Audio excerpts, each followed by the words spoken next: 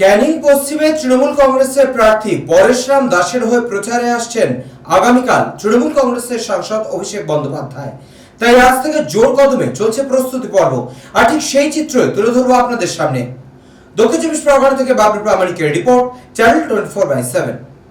আমার নেতা, আমাদের অভিভাবক, সর্বভারতীয় তৃণমূল কংগ্রেসের সাধারণ সম্পাদক অভিষেক বন্দ্যোপাধ্যায় 8 থেকে 80 সর্বস্তরের মানুষকে, সর্ববর্ণের মানুষের কাছে একটা জনপ্রিয় নাম।